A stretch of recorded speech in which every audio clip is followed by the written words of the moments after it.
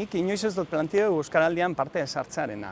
Bai, euskara nirekin doan zerbait da, nik egunero hartzen dut hau bizi moduan euskaraldian parte, nire apendizea modukoa da, eta bizitzan aurrera egiteko egunerokoan euskara erabili behar dut bai edo bai.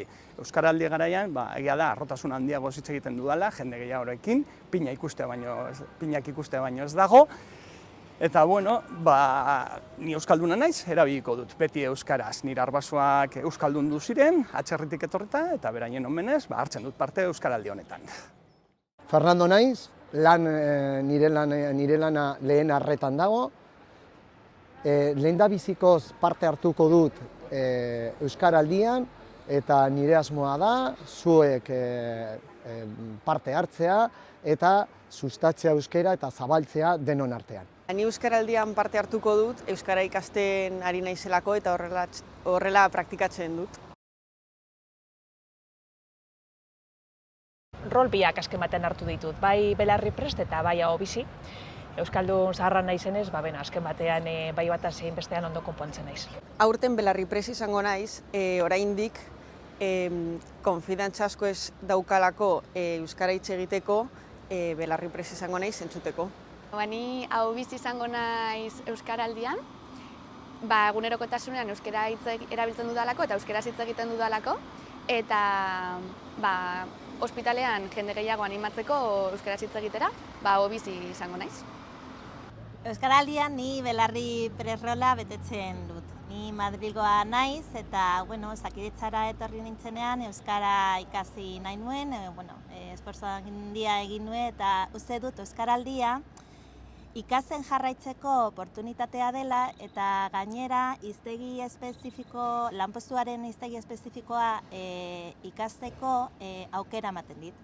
Egunon, nik Belarriprest rola aukeratu dut, duela gutxi euskara ikasten ari naiz, eta horregatik oso ondo datorkit euskara entzutean nire lanean eta nire inguruan orokorrean. Azkenengo aldixen Ahobizi izan nintzen eta ez dakitxe lan inguruen bentzete jentiak ezagun euskaraz asko ditzen. Esanak zaurtzen, lotzatu itxesan, betiko euskaldun zarra garenez, euskara batu behin jarren,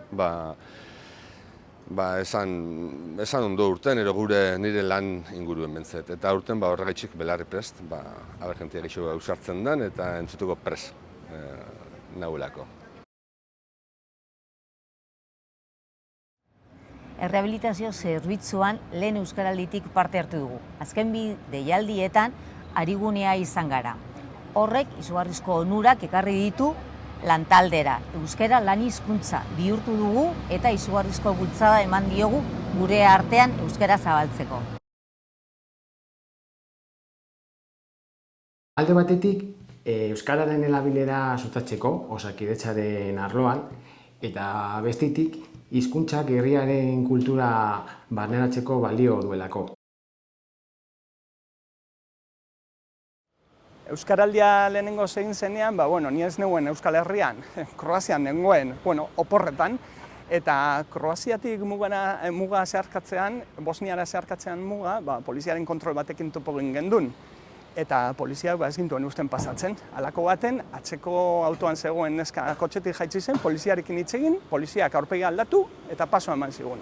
Aurrerago geratu nintzen berari eskerrak emateko zanez, nire Gernikako ingelesean, eta bera kotxetik jaitsi zen neska hori, eta Bizkaiera peto-petoan hitz egin zidan.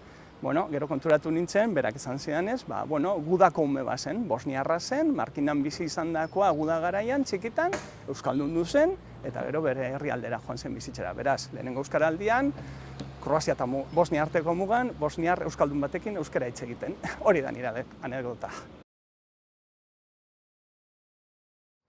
Euskaran dago itxenden edozein ekintzak postasuna, postasun hundixea. Euskari injarra moteko, euskari laguntzeko eta euskarekin loturi dauken gauza danak postasuna, betik, inongo dut barik. Pena, denpora motz esaten delako, denpora luzetxu esan biko ez litzeke, Niretzako euskaraldia da ekitaldi polit bat, gizartean euskaren erabilera bultzatzeko, eta ospitale mailan egingo den euskaraldia ere bazkenean jende gehiago animatzeko euskara erabiltzera edo behintzat praktikatzera.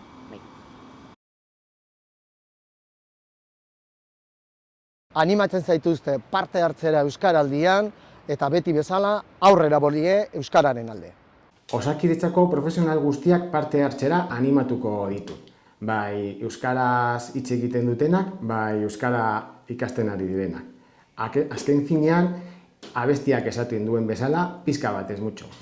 Beno, gomendapena gure partetik da mundu guztia animatzea, rol bat edo beste hartzeko, eta beno, hori, aurrera euskararekin.